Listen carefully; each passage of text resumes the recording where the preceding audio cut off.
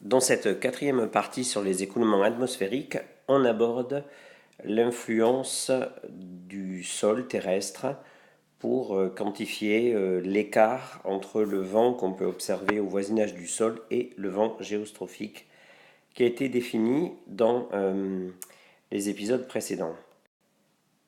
Alors justement, dans l'étude de l'équilibre géostrophique, on est parti de l'équation de l'air et on est arrivé à cette équation-ci qui nous donne en fait l'équilibre qui correspond au vent géostrophique où les forces de pression horizontale sont équilibrées par la force de Coriolis.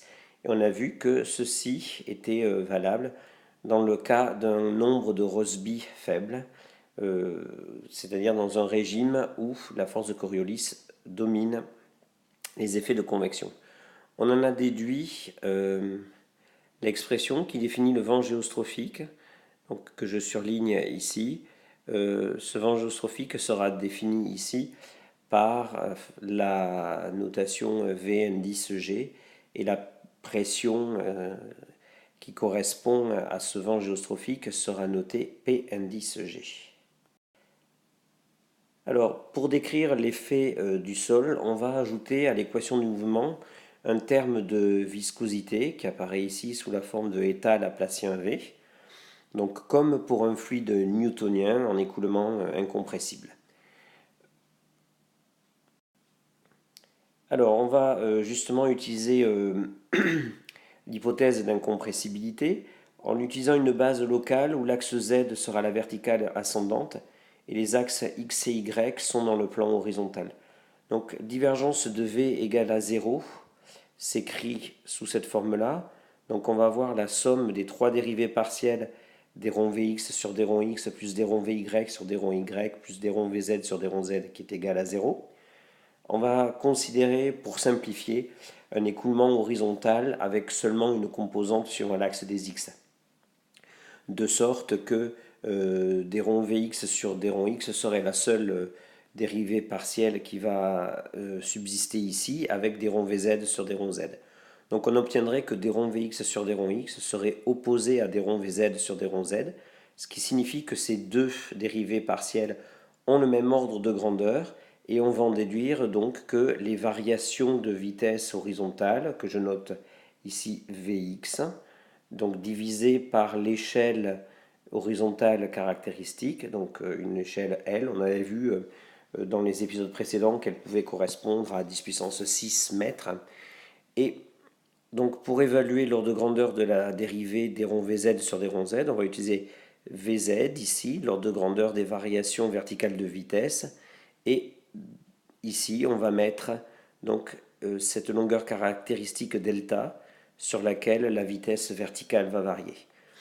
On se place dans des conditions où cette épaisseur delta, on le verra tout à l'heure, puisqu'on va calculer son expression, est très inférieure à L, de sorte que la composante verticale de la vitesse, Vz, est négligeable devant Vx.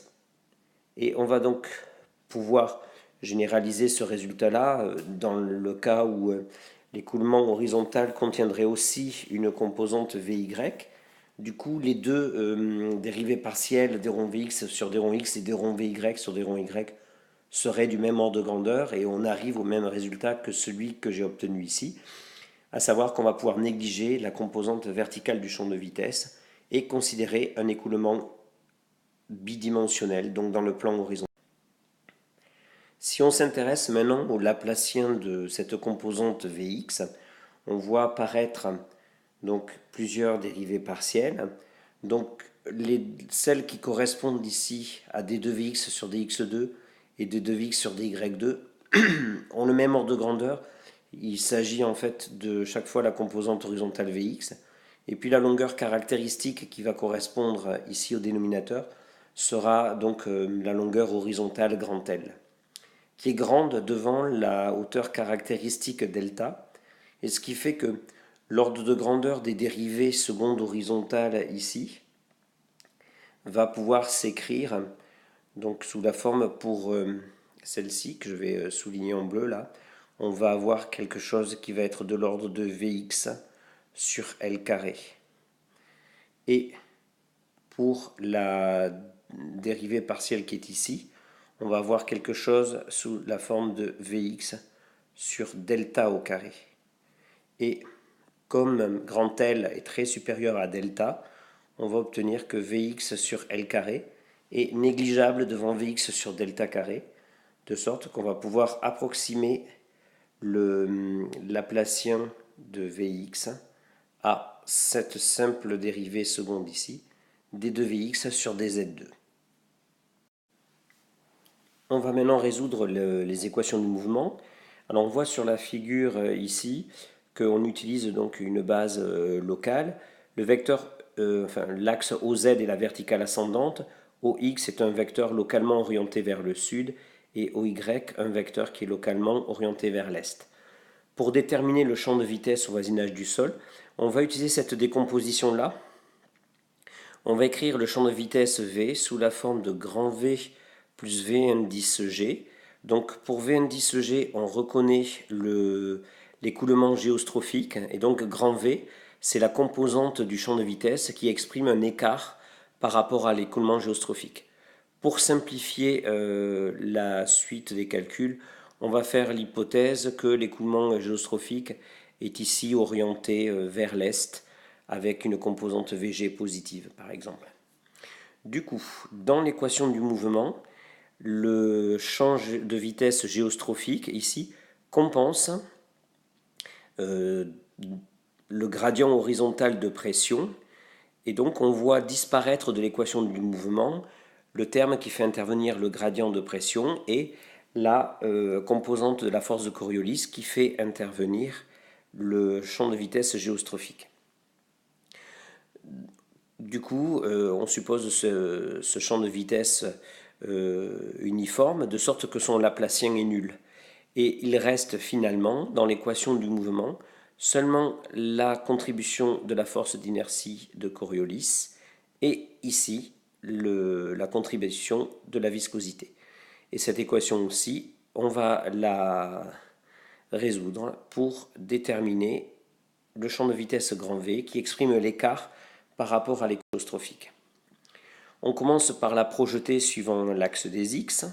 Donc on obtient cette expression-là, à savoir que f fois vy plus nu fois la dérivée seconde de vx par rapport à z est égal à 0. On rappelle ici que nu est une viscosité cinématique, c'est-à-dire que c'est égal au rapport de la viscosité dynamique état sur la masse volumique mu0. En projection sur OY, on obtient cette équation-ci. Donc la somme de moins f Vx et la dérivée seconde nu des 2Vy sur des Z2 est égale à 0. Donc on obtient deux équations différentielles couplées. Pour résoudre et découpler ces équations-là, on va poser l'équation suivante. On va définir cette grandeur complexe, U bar, donc qui va être Vx plus IVY. Et en prenant donc la première équation que je surligne ici en vert et en l'ajoutant à I fois la deuxième équation ici, on obtient donc l'équation qui est celle-ci, donc la dérivée seconde de U bar par rapport à Z, moins IF sur nu U bar est égal à 0. Pour résoudre cette équation-là, on va commencer par poser que K au carré est égal à moins IF sur nu bar. On peut faire remarquer d'ailleurs que moins I, c'est exponentielle de moins I pi sur 2. Et du coup, on peut définir un nombre complexe K bar sous la forme de racine de f sur nu exponentielle de moins I pi sur 4, qui est telle que K au carré vaut moins IF sur nu. Alors en écrivant exponentielle de moins I pi sur 4 sous la forme 1 moins I sur racine de 2, on arrive pour ce terme, pour ce nombre complexe K bar, à plus ou moins 1 moins I sur delta, avec, et ça va être important pour la suite, c'est la grandeur qu'on cherchait à déterminer, donc delta qui vaut racine de 2 nu sur f. Alors la solution de l'équation différentielle admet la forme générale qui est ici. Donc j'ai reporté l'expression de k bar. J'écris simplement que u bar c'est a bar exponentielle de plus i k bar z plus b bar facteur de moins i k bar z. Et on voit que les deux composantes de cette solution u bar ici sont symétriques vis-à-vis des signes. C'est-à-dire que si jamais on choisit le signe plus ici, bon, on aura un plus là, et puis un moins ici. Et si on choisit le signe moins pour k bar, on aura exactement les signes opposés. Mais dans les deux cas, on retrouve finalement la somme de ces deux termes-là. Donc u bar est complètement symétrique de ce point de vue. Donc on peut choisir le signe qu'on veut pour k bar. Cela revient juste à échanger les rôles des constantes d'intégration a et b.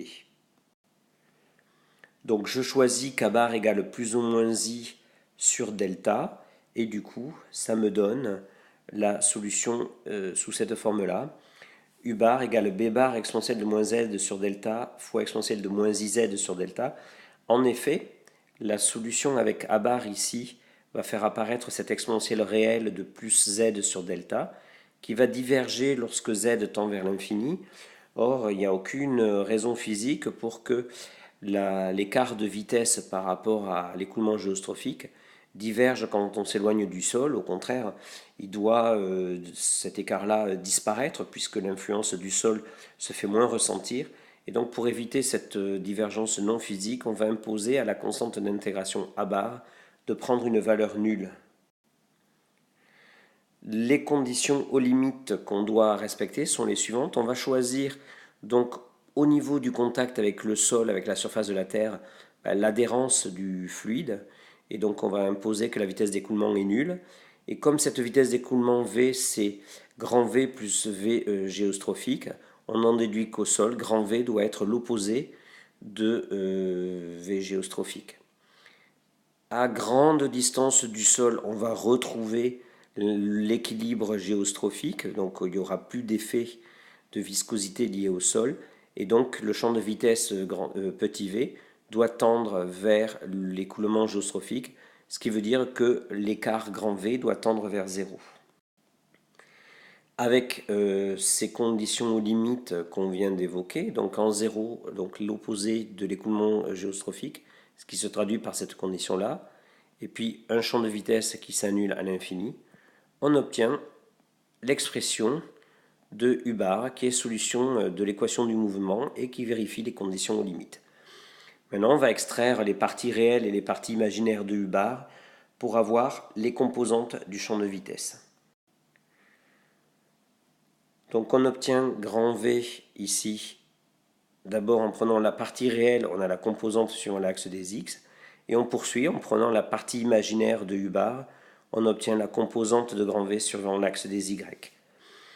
Et on se rappelle que l'écoulement est donné par grand V plus V géostrophique, et qu'on a choisi un écoulement géostrophique VG uniforme et orienté suivant EY, ce qui donne en fin de compte un champ de vitesse petit v qui s'écrit sous cette forme-là.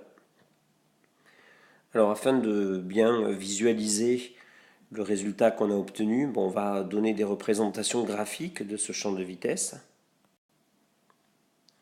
Donc j'ai ici tracé sur ces deux graphes.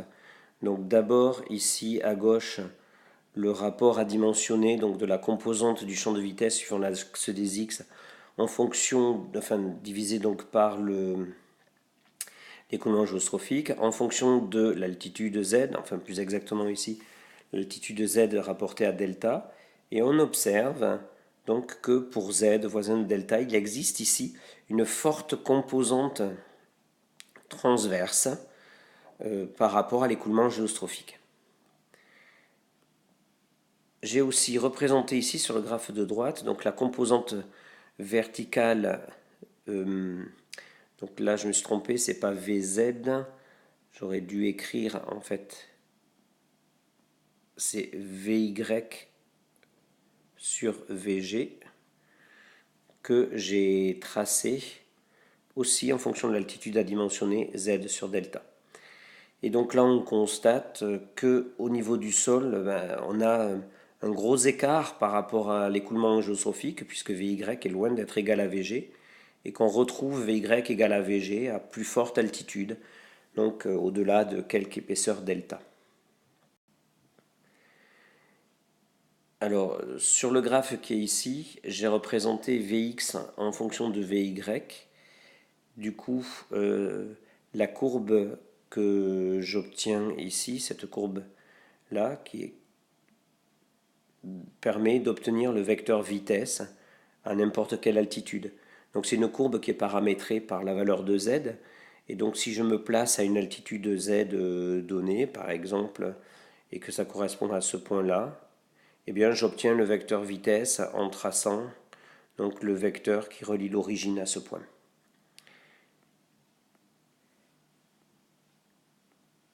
Donc j'ai fait deux représentations. À très haute altitude, on retrouve donc l'écoulement géostrophique Vg orienté suivant l'axe des Y.